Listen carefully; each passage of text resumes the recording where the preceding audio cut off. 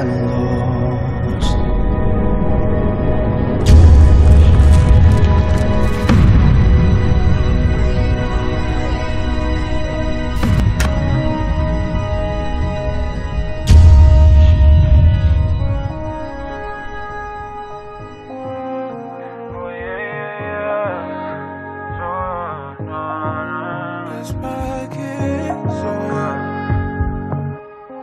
Trying to let it all go, so I can freely follow. I know that I should.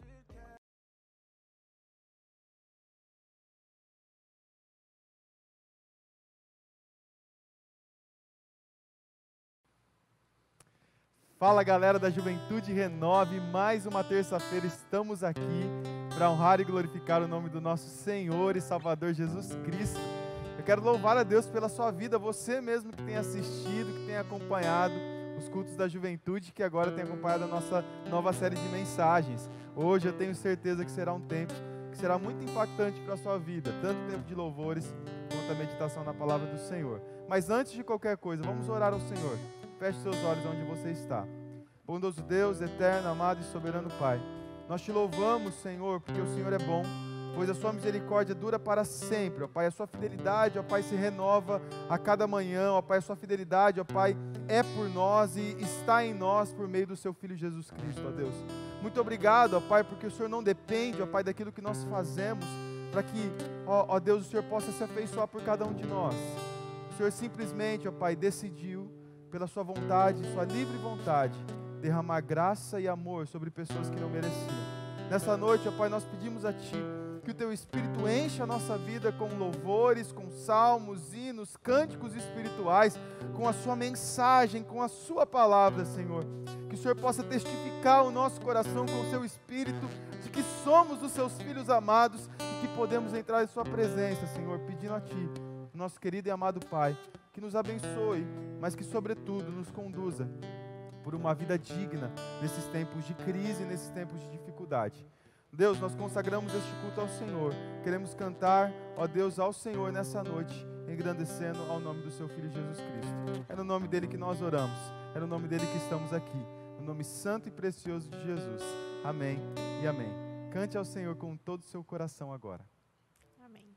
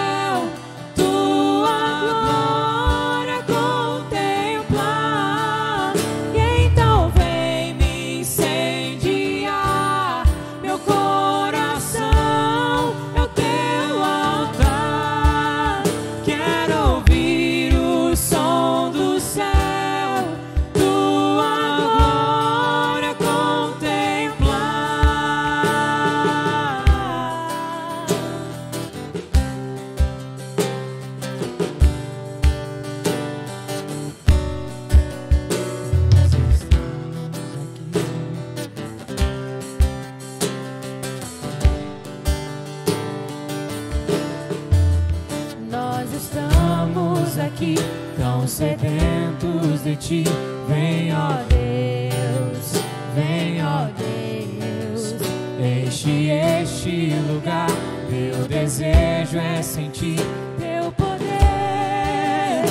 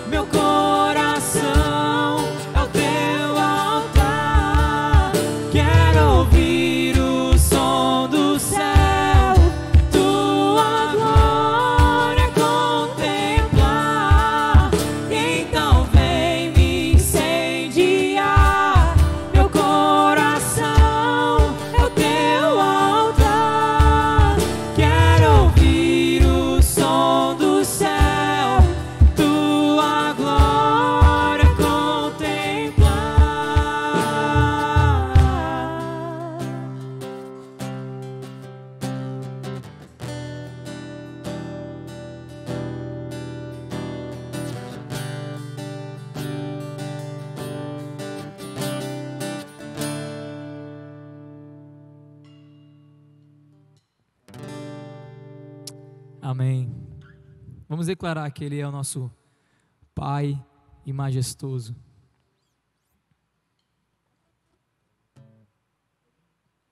Um, dois, três, vai!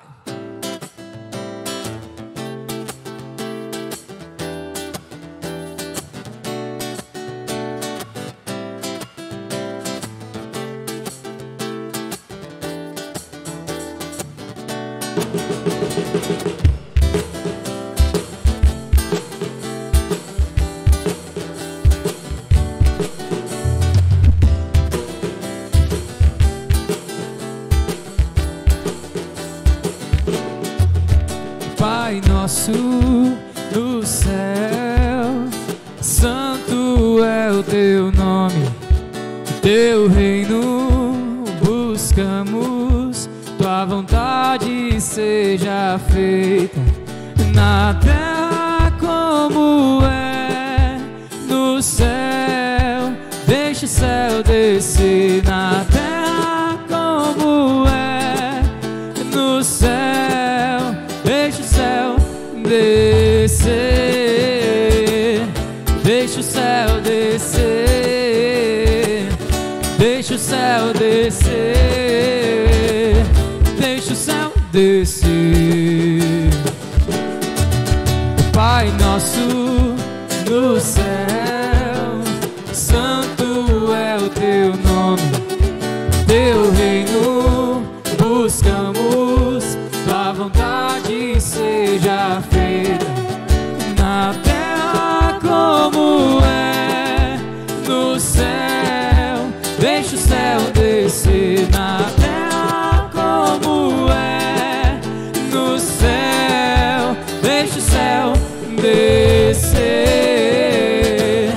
deixa o céu descer, deixa o céu descer, deixa o céu descer. Pois teu é o reino, teu poder e tua é a glória para sempre, amém. Teu é o reino, teu poder e tua é a glória para sempre, amém. Teu é o reino, teu poder e tua é a glória para sempre, amém. Teu é o reino, teu poder e tua é a glória para sempre, amém. Para sempre, amém. Para sempre, amém.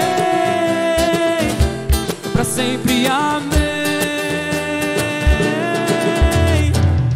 Toda vez que procuro pra mim algo pra ler, ouvir, olhar e dizer,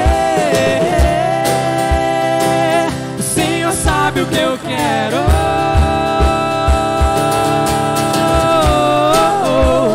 Não me furto a certeza,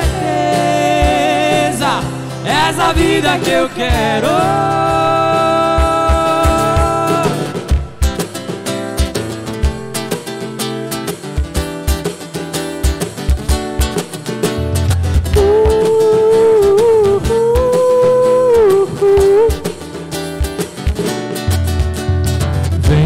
Jogando tudo pra fora, a verdade apressa minha hora. Vem, revela a vida que é nova, abre os meus olhos agora. Vem, jogando tudo pra fora, a verdade apressa minha hora. Vem, revela a vida que é nova, abre os meus olhos agora. Bondoso Deus, eterno e amado Pai, essa é a nossa oração, querido Pai. Senhor, olhando para nós, ó Deus, retira aquilo que não faz menção, ó Deus, à imagem do Seu Filho Jesus Cristo. Retira de nós, ó Pai, tudo aquilo, ó Deus, que não... Ó Deus, que não se conforma à imagem, ó Deus, que o Seu Espírito Santo está talhando em nossas vidas nesse momento, ó Pai. Deus, retira de nós, ó Pai, vem jogando tudo que não importa desta vida para fora e enche-nos daquilo que é novo, regenera, ó Pai, a nossa vida dia após dia, de fé em fé, graça sobre graça, meu Pai. Deus, nós pedimos a Ti, Senhor, sabendo e entendendo, ó Pai, que todas as coisas cooperam para o bem daqueles que amam, ó Senhor, e que foram chamados com excelente e glorioso propósito, ó Pai, de resplandecermos, Senhor, a Tua graça, a Tua misericórdia em nossas vidas. Nessa noite, ó Pai, nós clamamos a Ti, que essas músicas tenham, ó Deus, nos preparado para a santa palavra que será pregada logo na sequência. E o nosso coração está aberto, pedimos ao Senhor, que o Senhor nos dê um ouvido atento, um coração ensinável, e que dos nossos olhos o Senhor tire toda a escama, para que nós possamos enxergar e contemplar as maravilhas da Sua palavra. Em nome de Jesus nós oramos, pedimos no santo nome dEle e nos escondemos atrás dEle. Em nome de Jesus, amém e amém. Nesse momento, nós teremos o nosso seminarista Tiago Giovanni trazendo a segunda mensagem da série de mensagens Parábolas de Jesus. Fica ligado, eu tenho certeza que vai abençoar a sua vida. Bora lá, Tiago! Olá, minha irmã, olá, meu irmão, muito boa noite. Que a graça do nosso Senhor e Salvador Jesus Cristo seja com você e com toda a sua família. É para mim, de fato, um grande privilégio, uma honra, poder nessa noite partilhar da santa palavra de Deus, nessa nova série que nós começamos, palavra essa que não é outra senão palavras de vida eterna. A palavra que nós cremos é a palavra pela qual nós somos salvos, é a palavra pela qual nós somos santificados.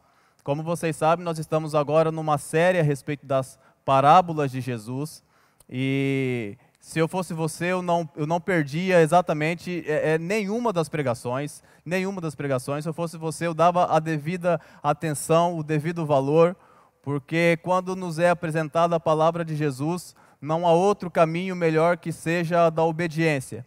Então é interessante, muito importante que você reserve um tempo na sua agenda, todas as terças-feiras, para poder acompanhar essas mensagens que estão sendo preparadas com muito carinho, com muito amor e, sobretudo, com muita fidelidade à palavra de Deus.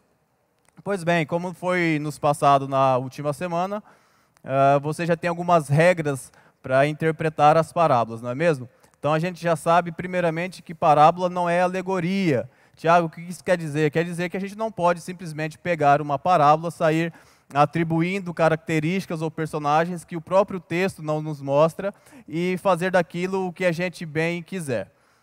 Hoje nós vamos estudar uma parábola que se encontra no Evangelho segundo Marcos. Então, se você já quiser abrir a tua Bíblia no Evangelho segundo Marcos, no capítulo 12, nós hoje vamos estudar o texto que se encontra em Marcos capítulo 12, do versículo 1 até o versículo 12. Marcos 12, de 1 a 12.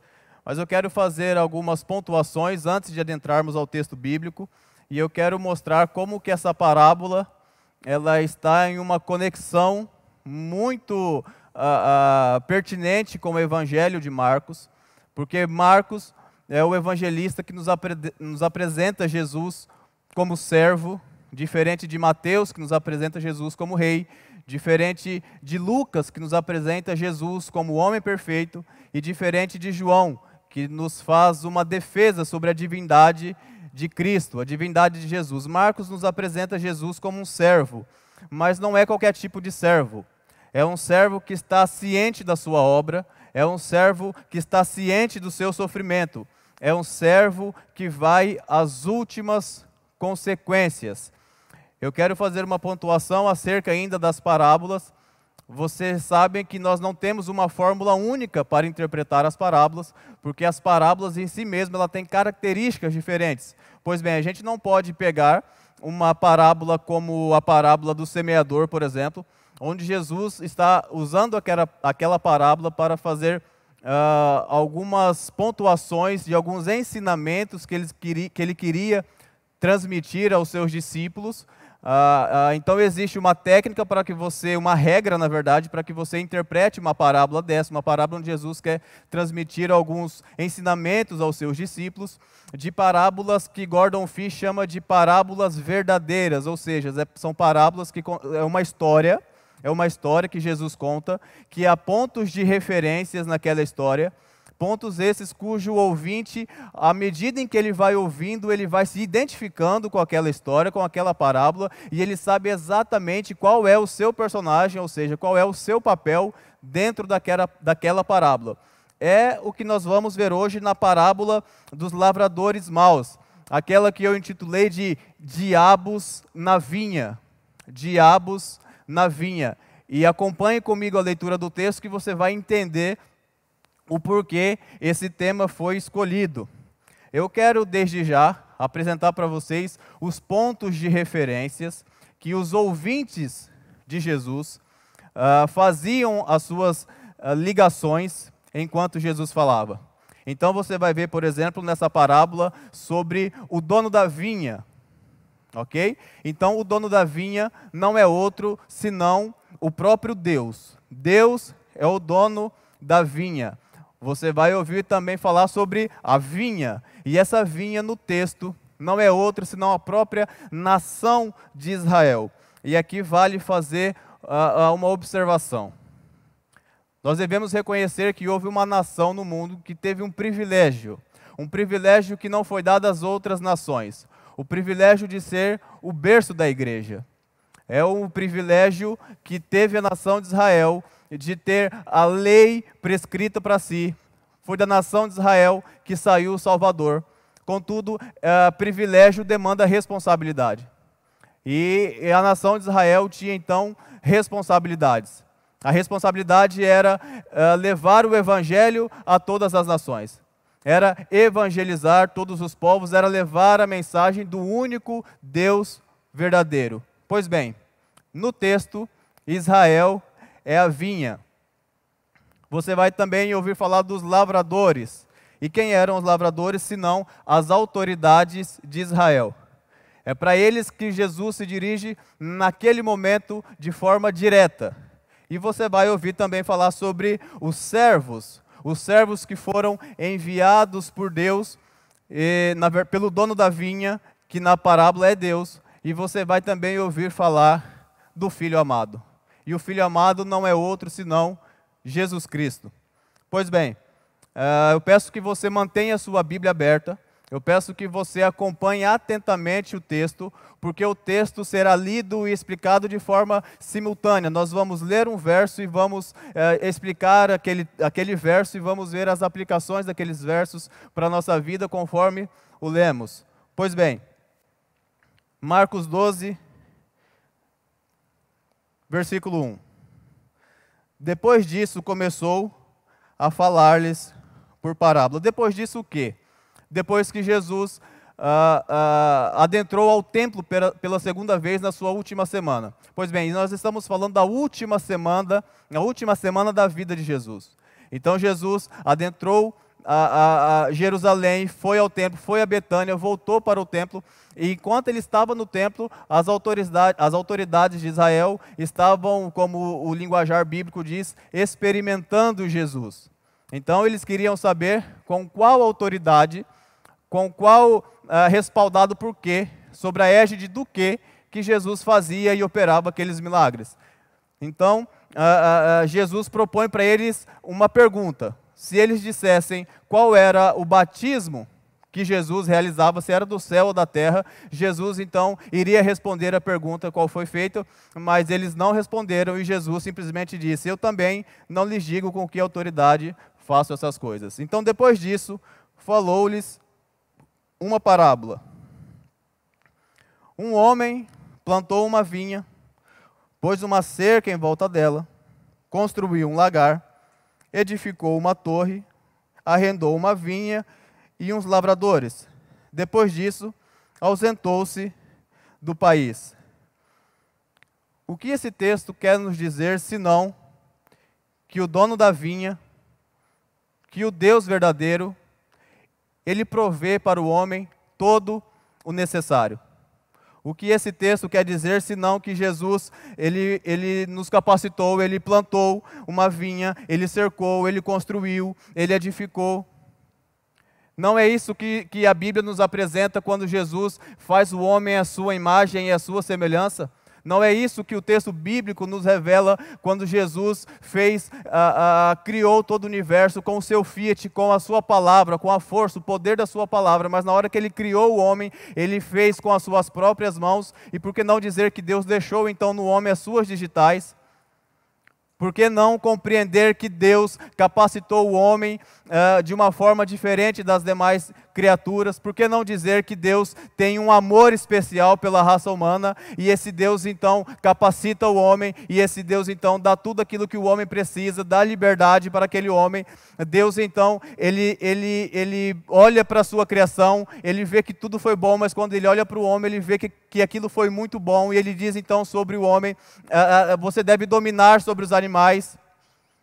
Bom, Abraham Kuyper que diz que olhando os 3 primeiros capítulos de Gênesis, nós vemos ali 3 mandatos. Abraham Kuyper vai dizer então que Deus, ele estabeleceu para o homem um mandato espiritual. E o mandato espiritual não é outro senão a relação do homem para com Deus. A adoração que o homem deve dar a Deus. A adoração que o homem, o louvor que o homem deve prestar a Deus. Nós herdamos da cultura grega a ideia de que nós somos seres racionais. Mas a teologia nos mostra que não. A teologia nos mostra que nós somos, sobretudo, seres adoradores. Seres adoradores. Então nós devemos louvar a este Deus, nós devemos adorar a este Deus, nós devemos glorificar a este Deus, que não é outra coisa senão o propósito e a finalidade fundamental do homem, é glorificar a Deus. E Deus deu capacidade para que o homem pudesse fazer isso. Pois bem, o segundo mandato que Kuyper nos mostra é o mandato social, é como nós nos relacionamos com o nosso semelhante, como nós nos relacionamos com a nossa família, com os nossos amigos, como nós nos relacionamos com o nosso próximo. E o terceiro mandato é o mandato cultural, que é como o homem se relaciona com as demais coisas da natureza, com o seu trabalho e como ele vai levar a sua vida nas demandas e nas mazelas do dia a dia.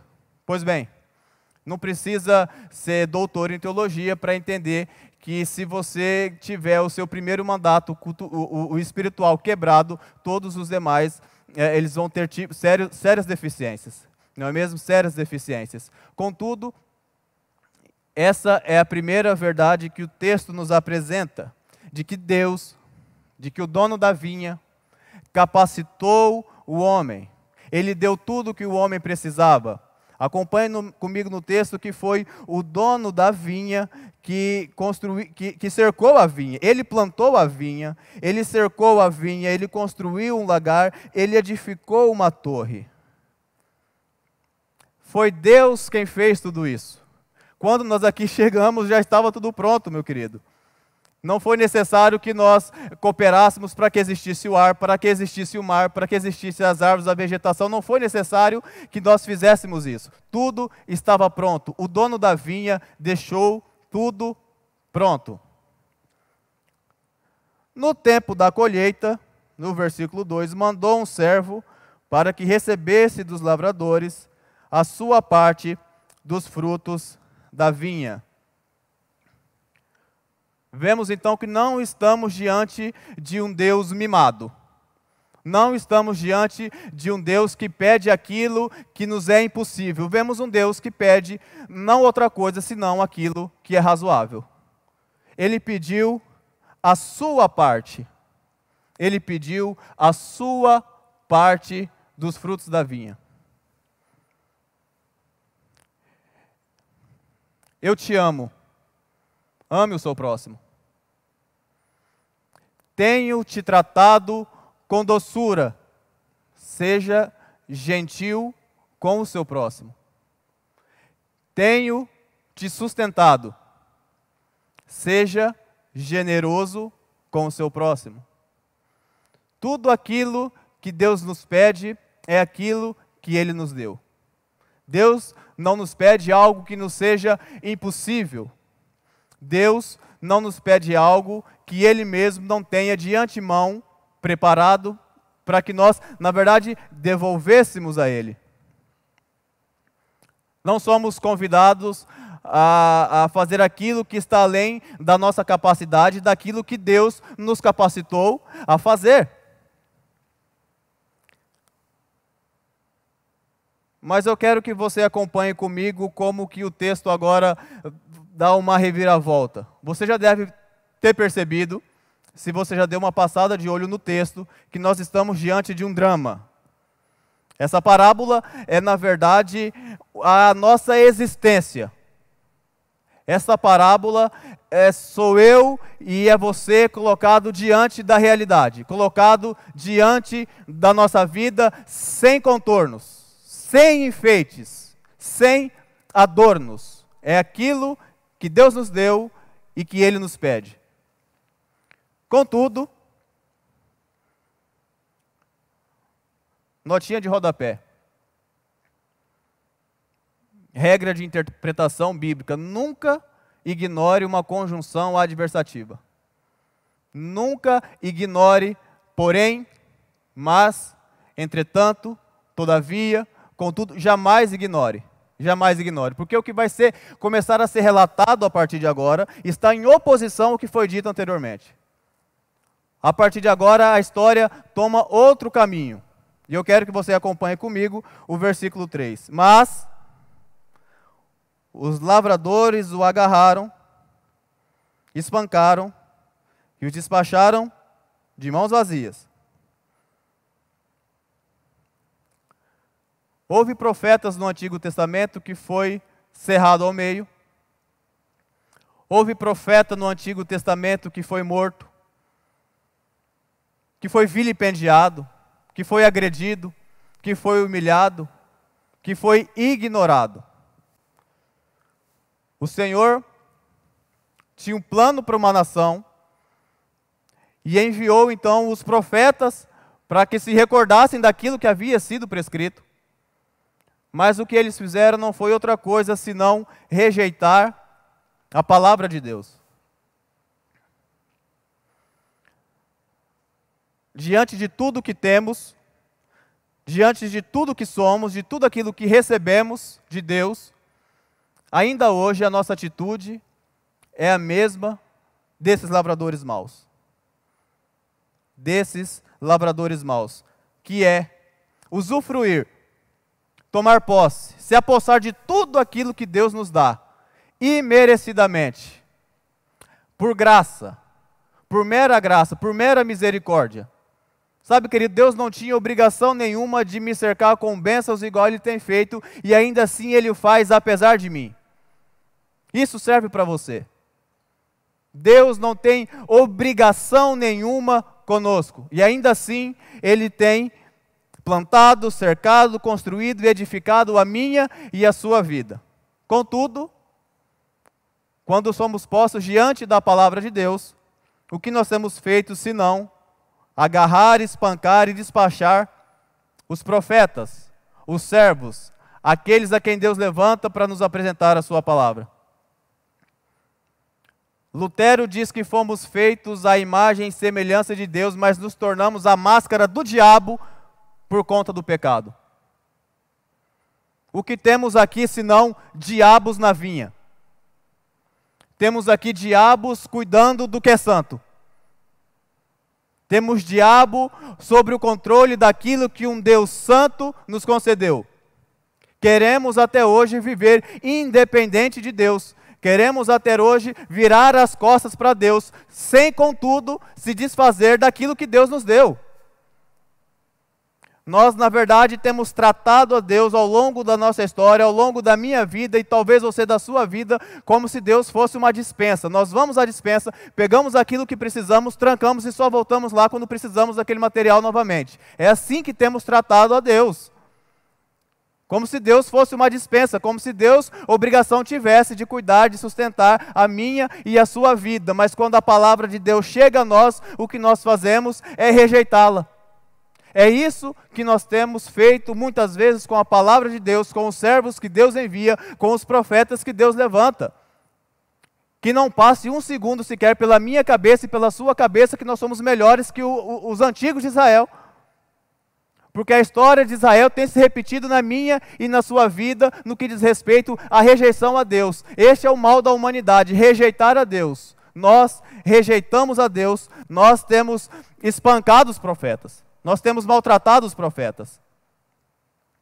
Mas eu quero que você note comigo que Jesus ele está falando com os escribas, com os fariseus, com os mestres da lei, os principais de Israel. Tiago, o que isso significa? Significa que apego religioso, embora rejeição pela palavra. Nós nos afeiçoamos com a religião, contudo desprezamos a palavra de Deus. Nós queremos nos manter, inclusive, dentro da religião que se diz cristã, sem, contudo, obedecer a palavra de Deus. Nós simplesmente desprezamos aquilo que é, na verdade, palavras de vida eterna. Aquilo que nos gerou, como diz Tiago, porque segundo o seu querer, Ele nos gerou pela palavra da verdade. Não há novo nascimento, não há regeneração, não há santificação, senão pela palavra de Deus. Essa mesma palavra que muitas vezes eu e você tem rejeitado. É possível conhecer a Bíblia sem conhecer a Deus. É possível que nós passeemos com desenvoltura pelos corredores das Sagradas Escrituras e ainda assim viremos as costas para Deus. O rejeitemos. É possível que nós tentemos levar uma vida de acordo com as nossas próprias vontades, sem, contudo, deixar o âmbito religioso, a igreja. Conhecimento da lei, sem o concurso da graça, não gera outra coisa senão moralidade.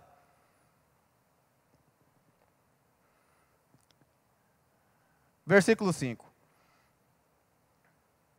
Mandou ainda outro servo, e a este mataram. Mandou outros, muitos outros lhes enviou, dos quais espancaram uns e mataram outros. A graça de Deus me surpreende. A persistência desse Deus me surpreende. Porque o Senhor mandou um servo, e a estes mataram, expulsaram. Mas note, mandou um servo, de novo lhes enviou outro servo, mandou ainda outro servo, muitos outros lhes enviou.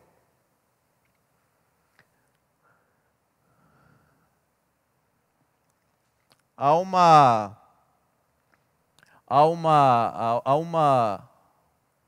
se eu posso dizer assim, confissão, um acróstico que você já deve ter conhecido, que é o TULIP, da tulipa, os conhecidos 5 pontos do calvinismo.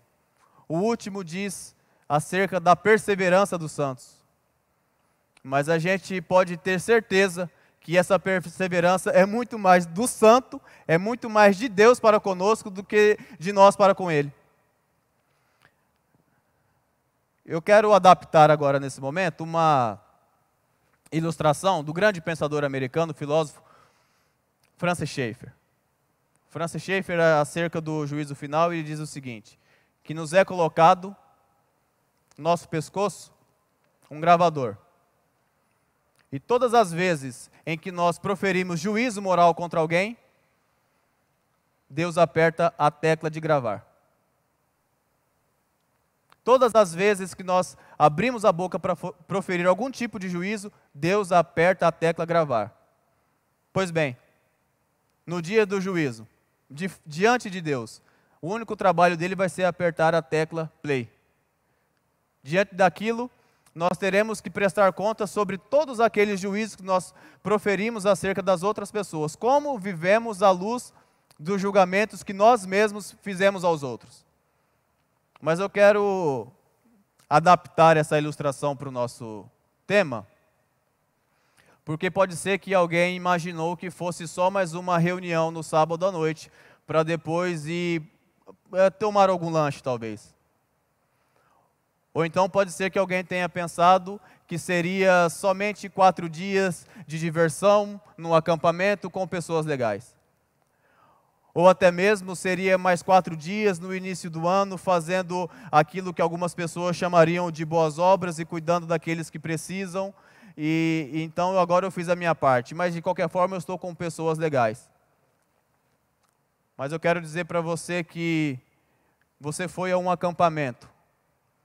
E Deus ali enviou um profeta. Deus enviou um servo para pregar a palavra de Deus a você. Registrado. No próximo sábado você veio ao culto do Renove e você ouviu o pastor pregando a santa palavra de Deus. Registrado. Mas teve uma outra vez que você estava na sua casa e ouviu alguma música, música pautada nas Escrituras, com uma letra cristocêntrica. Registrado. Escola dominical, registrado. Culto domingo à noite, registrado.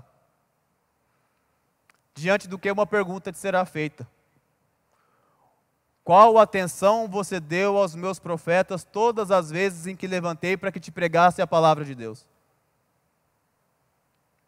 Quantas vezes você tem ouvido sistematicamente a palavra de Deus, sábado após sábado, domingo após domingo, quinta-feira após quinta-feira? O que você tem feito acerca dessas palavras que você tem ouvido todas as semanas? O que você tem feito com os profetas que Deus tem levantado na sua vida? A minha oração é para que as palavras de Jesus, quando disse: Jerusalém, Jerusalém, que mata os profetas, que apedreja os que te são enviados. Quantas vezes eu quis juntar os seus filhos, como a galinha junta os pintinhos debaixo das asas, e vós não quisestes.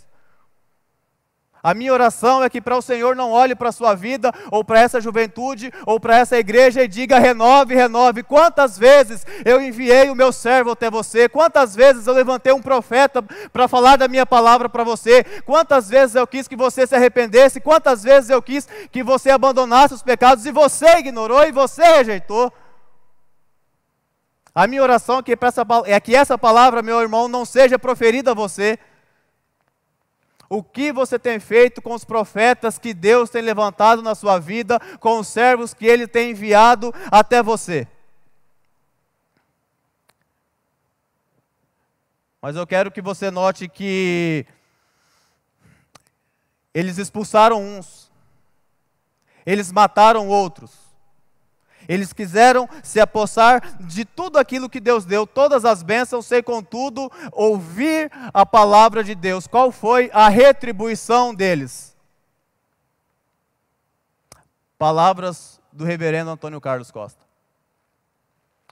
Retribuir o mal com o bem é divino. Retribuir o bem com o bem é humano. Agora, retribuir o bem com o mal é diabólico. Tem diabos tomando conta da vinha. Diabos tomando conta da vinha. Mas a persistência, a insistência desse Deus, do dono da vinha, continua. Restava-lhe ainda um. Eu quero chamar a sua atenção para o fato de que não estamos falando da última alternativa. Quero chamar a sua atenção para o fato de que não estamos falando daquilo que, como Davi, pelo seu próprio pai, sua própria família, foi esquecido. Estamos falando do seu filho.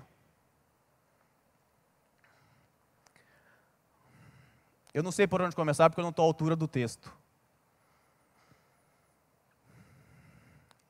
Enviou o seu filho amado. É nesse momento em que o cetro dá lugar à manjedoura. Aqui, o Senhor nos dá uma lição de que a nossa soberba não leva para outro lugar senão a ruína. Aqui o ensinamento é da bacia com água. Restava-lhe um, o seu filho amado. É necessário que você preste atenção agora, porque o que eu vou dizer agora é profundamente teológico. Vasculhe,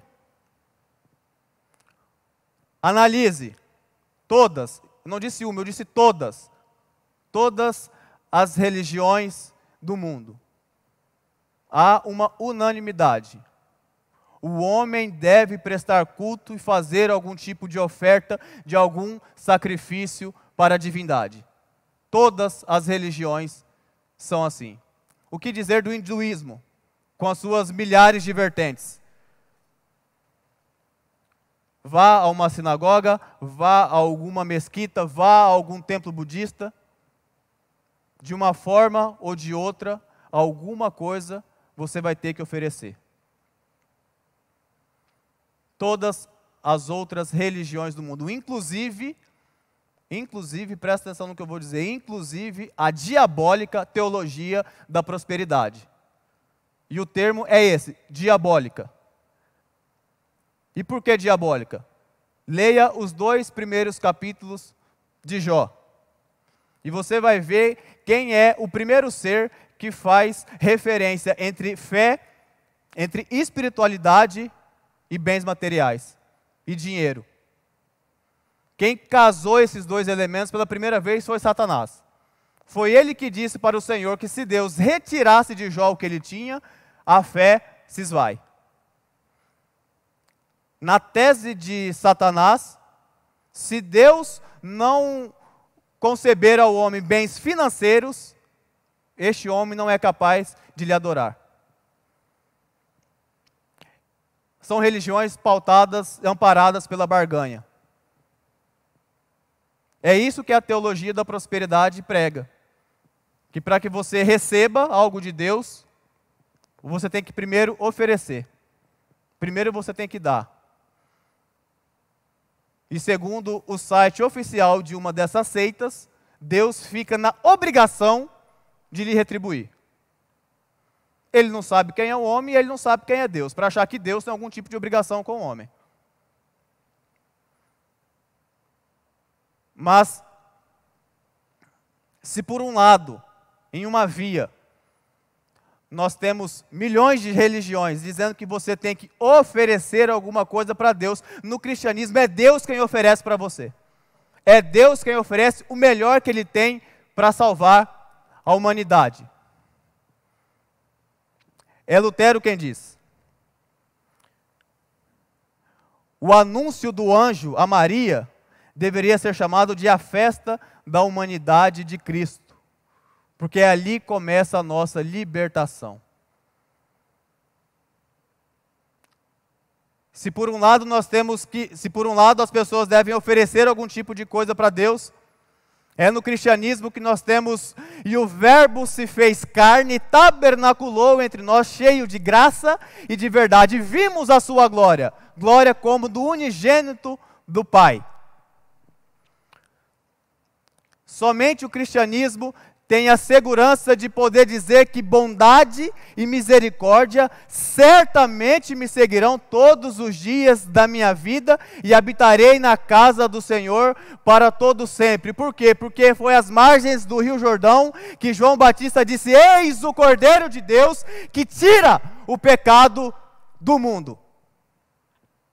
E porque Deus enviou o seu Filho, porque Deus enviou o seu único Filho, quando éramos ainda pecadores, eu e você. É este Deus a quem nós servimos. É este Deus que sem obrigação nenhuma oferece, que tem o melhor para resgatar o seu povo. É este Deus que oferece o seu Filho. É este Deus que olha para a humanidade e vê um histórico de mortes, vê um histórico de rejeição, e ainda assim manda aquilo que Ele tem de melhor. Restava-lhe o seu Filho amado.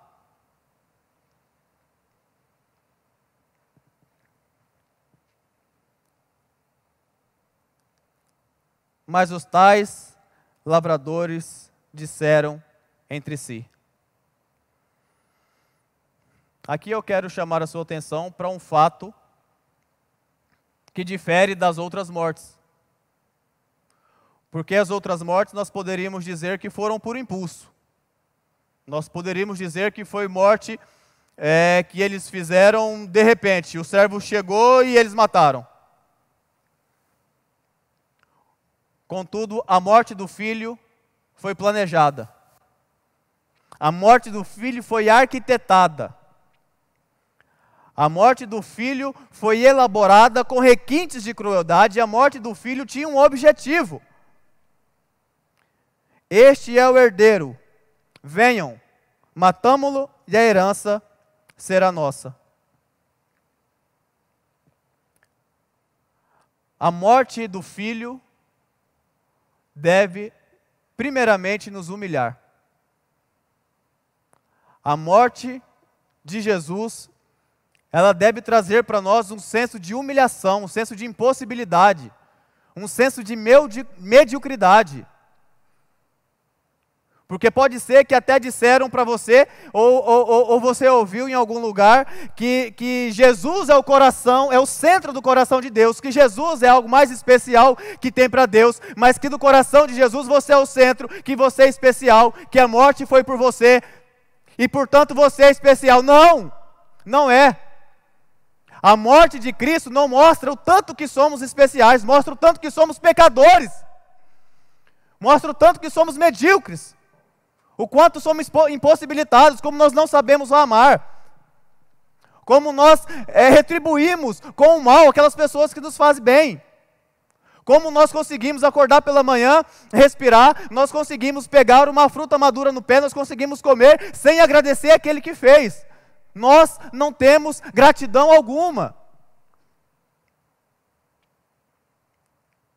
O Senhor criou e instituiu o casamento para que pudesse ser uma instituição sadia, para que por ela pudesse haver felicidade, a imagem e semelhança de Deus. Olha para a nossa sociedade, é divórcio atrás de divórcio, é sexo antes do casamento, é tudo que você imagina. Aí nós olhamos para a igreja e nós vemos o mesmo número de divórcio dentro da igreja, fora da igreja, é a mesma coisa.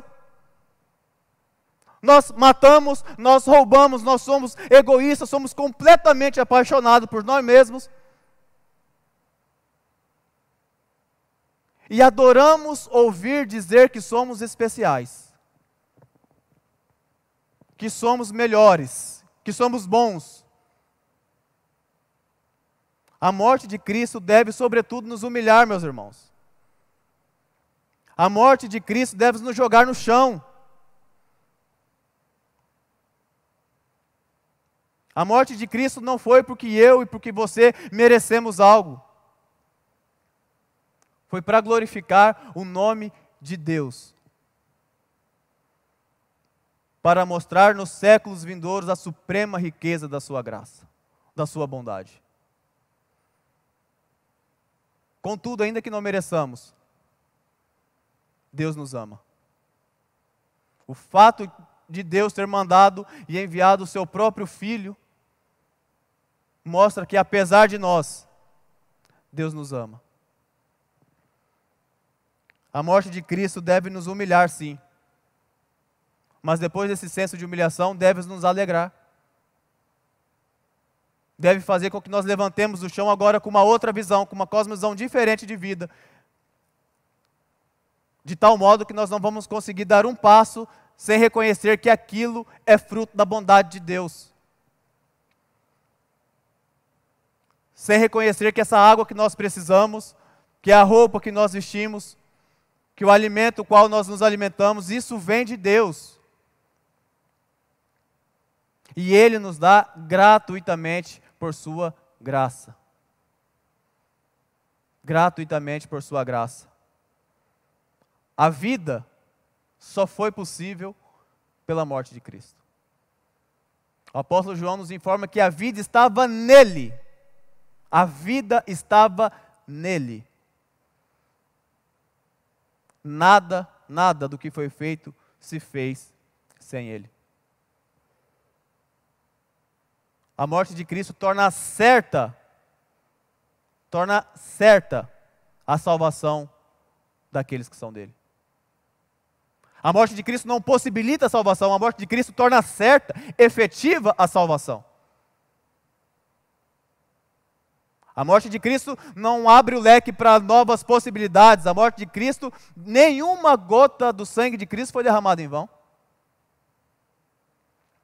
Porque Deus enviou o seu Filho. E o seu Filho, amando-os, amou até o fim. E padeceu morte por eles, morte de cruz. Só temos certeza da vida porque Cristo morreu e ressuscitou. Aí está a nossa esperança. Aí está a nossa fé. Aí está aquilo que nos diferencia das demais. Aí está em que Cristo, como diz o credo apostólico, que nasceu, foi concebido pelo poder do Espírito Santo, nasceu da Virgem Maria, padeceu sobre Pôncio Pilatos, foi crucificado, morto e sepultado, ressurgiu ao terceiro dia. Foi elevado aos céus, está à destra do Pai e voltará para julgar vivos e mortos. Ele não está morto, ele está vivo. A morte morreu na morte de Cristo. Você já deve ter ouvido falar essa frase. Porque o Senhor Jesus Cristo foi o único que enfrentou a morte, venceu a morte, tragou a morte e disse: onde está a morte? A tua vitória. Onde está a morte? O teu aguilhão. Tragada foi a morte pela vitória. Louvado seja o nome do nosso Senhor e Salvador Jesus Cristo. Porque Ele morreu sim, mas Ele vive. Ele vive. E é nisso que nós devemos crer. É nessa ressurreição, é nesse Deus que venceu a morte que deve estar fundamentada, que deve estar pautada a nossa fé. É por Ele que nós vivemos, é nele que nós existimos, nos movemos nele.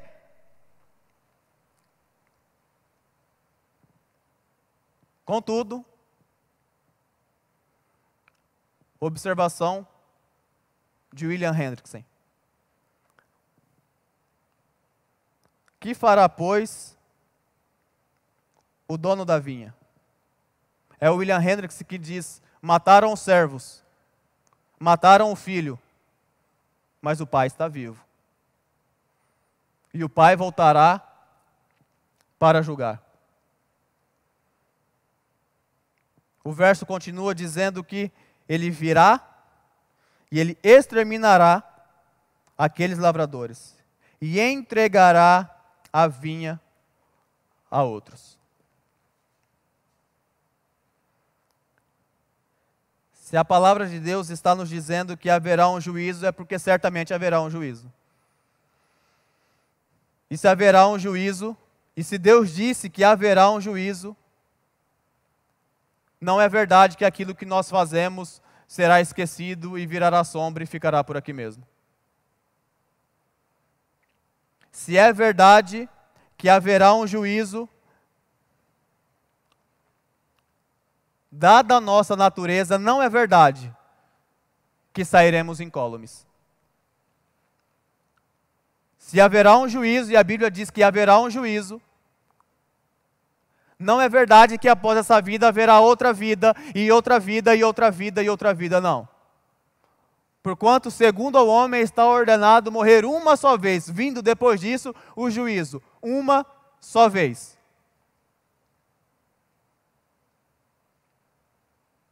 E aí preciso voltar na nossa ilustração de Schaeffer, porque no juízo seremos colocados diante de todas as vezes que nos foi levantado profetas e servos. Qual será o seu destino? Qual será o meu destino? O que falar diante desse Deus que mandou um servo, e depois mandou outro servo, e depois muitos outros servos enviou, e por fim enviou o Filho? Qual será o destino daqueles que passaram a vida toda dentro de uma igreja, dentro de um círculo religioso, e ouvindo a palavra de Deus, e ouvindo, e ouvindo, e ouvindo?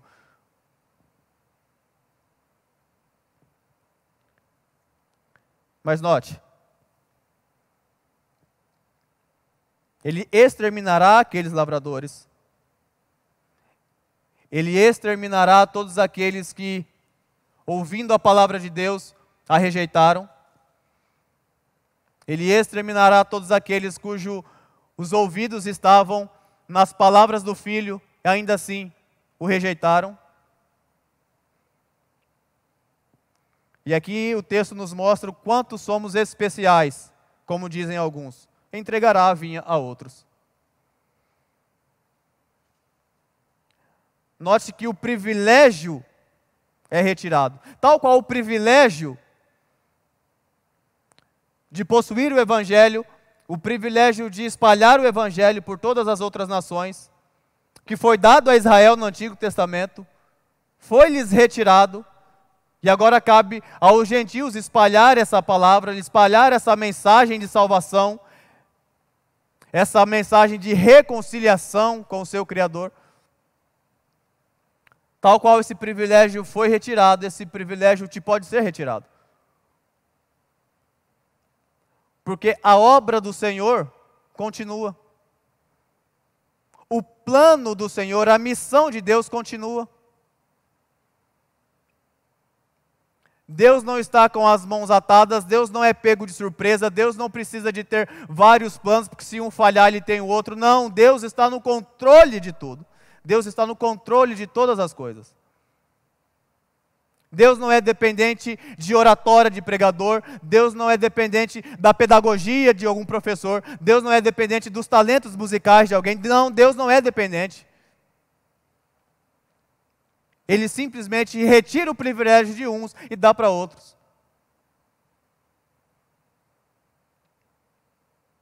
Há 300 anos já existia igreja.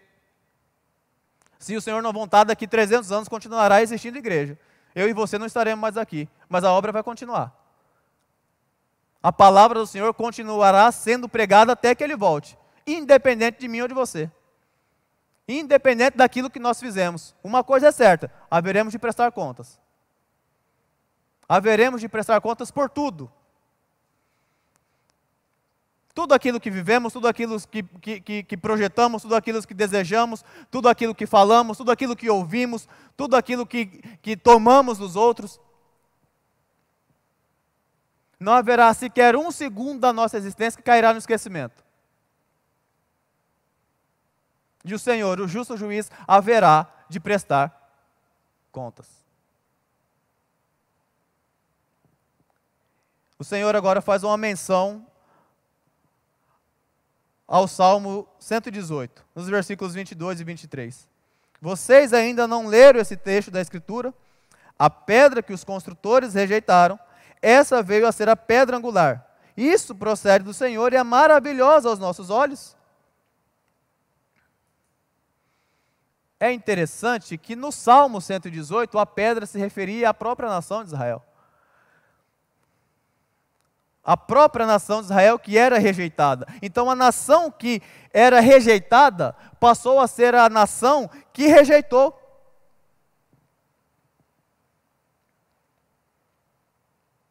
Eu me lembro do grande missionário David Brainerd que no seu diário contou que quantas e quantas vezes ele quis buscar a salvação da sua alma dentro da sua religiosidade, dentro dos seus rituais. Ele achava que se ele lesse grandes porções da Bíblia ele poderia ser salvo, que se ele passasse horas em oração ele poderia ser salvo, que se ele ajudasse as outras pessoas ele poderia ser salvo. E ele relata ali o tamanho da angústia que ele sentia no seu coração, todas as vezes que ele chegava a sentir sequer 2, 3, 5 segundos de alegria, logo ele era novamente inundado por uma ansiedade, por uma angústia, até que consumido pela graça de Deus, até que apossado pelo Espírito Santo de Deus, que entrou em sua vida, renovou o seu coração, regenerou o seu coração, ele chegou a dizer, mas por quê? Por quê que passei tanto tempo da minha vida procurando salvação fora de Cristo? O nosso coração, a nossa mente, ela é afetada de tal forma para o pecado que pode ser que a gente tente buscar salvação por qualquer outro meio, senão Jesus. E aí rejeitamos a pedra, rejeitamos o fundamento, rejeitamos aquele que não só instituiu a igreja, mas aquele que é o dono da igreja, aquele que é o dono do universo. Aquele que é o detentor de todas as coisas. Salvação, graça, mais um pouquinho de obra. Rejeitou a Cristo. É fé mais a minha obediência. Rejeitou a Cristo. Leia a carta de Paulo aos Gálatas e você vai ver que o tema central da carta é exatamente isso, é querer adicionar algo, ainda que sutilmente, a suficiência de Cristo ao Evangelho. A nossa salvação está em quê? Confiamos unicamente em Cristo Jesus. Qualquer elemento que a gente queira adicionar à nossa fé é rejeitar a suficiência de Cristo. Nós estamos dizendo, ainda que não de forma explícita, que aquilo que Jesus fez na cruz do Calvário não é suficiente para cobrir os nossos pecados, para perdoar os nossos pecados. Então nós precisamos, de alguma forma, ajudar a Deus. Nós precisamos colaborar com Deus. Nós precisamos crer sim, mas precisamos obedecer. É óbvio que precisamos obedecer, mas não para a salvação. Nós não obedecemos para alcançar algo. Nós obedecemos em gratidão àquele que já nos deu tudo o que precisaríamos.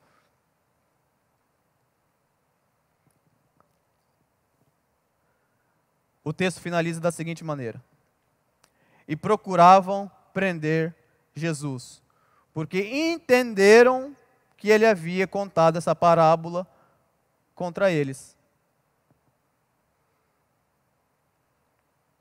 Eles compreenderam a palavra de Deus, eles sabiam a quem Jesus se referia. Eles sabiam o ponto central daquilo que Jesus estava falando. Então, eles deixaram e foram embora. E aí eu te pergunto, foi embora para onde? Foram embora planejar a morte de Jesus.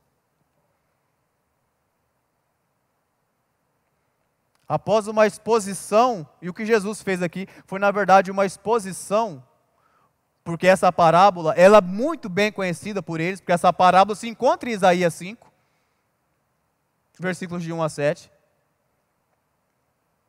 Jesus agora conta aquela parábola olhando nos olhos deles. E eles entendem que aquelas palavras eram para eles. E aí eu não posso me lembrar de outra pessoa, senão de Paul Washer, que disse a seguinte afirmação: ensine a Bíblia para um incrédulo, e tudo que ele fará é odiá-la ainda mais.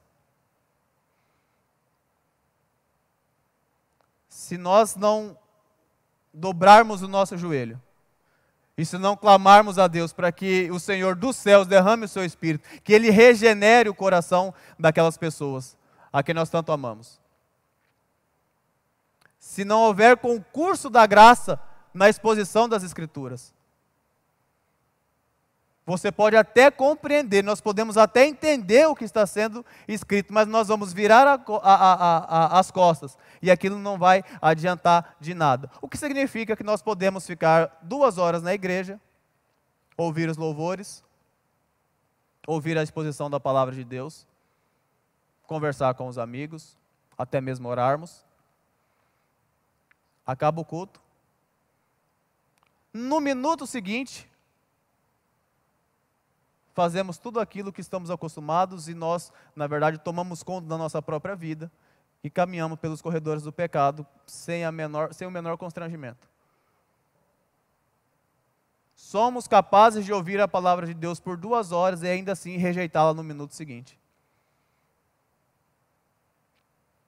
Olhamos para a cruz e dizemos que aquela morte não serviu de absolutamente nada.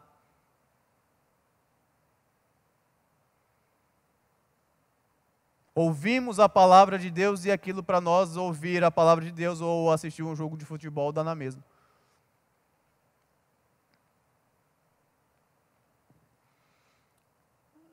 A minha oração nessa noite é que você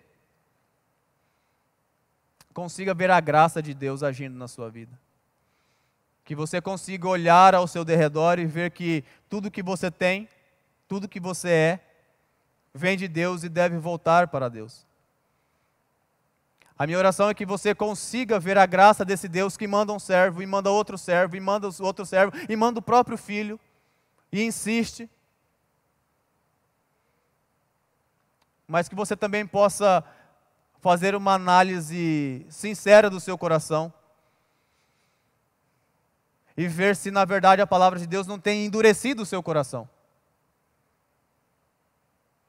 Pode ser que cada vez que a palavra vem de encontro ao seu coração, ele se torna mais endurecido e você fecha os seus ouvidos e você fecha o seu coração para ouvir a palavra de Deus. O que eu posso te garantir é que nós estamos diante de um Deus gracioso. O que eu posso te garantir é que nós estamos diante de um Deus que é amor e que você não consegue sequer dimensionar o tamanho desse amor. É um Deus que enviou o que ele tinha de mais precioso para salvar pecadores. Mas é interessante também que você veja que nós somos totalmente capazes de rejeitar essa palavra, e rejeitar esse Deus, e viver como se Deus não existisse. Que a gente consiga viver para a honra e para a glória desse Deus, que é na verdade a finalidade da nossa vida. Eu não posso desejar outra coisa senão que aconteça com você algo análogo que aconteceu com o apóstolo Tomé, porque depois de momentos de incredulidade, ele caiu genuflexo diante de Deus e disse: Senhor meu e Deus meu. Que nessa noite possa ser também a sua confissão, que você possa conseguir confiar nesse Deus e não mais rejeitar a palavra desse Deus, e sim abraçá-la com toda a sua força e com todo o seu entendimento. Essa, meus irmãos, é a palavra que vos foi evangelizada. Peço que você não se esqueça de continuar acompanhando essa série. Semana que vem teremos aqui outro pregador, outro seminarista, pregando para você. Tenho certeza que essa série está sendo preparada com um carinho enorme para você.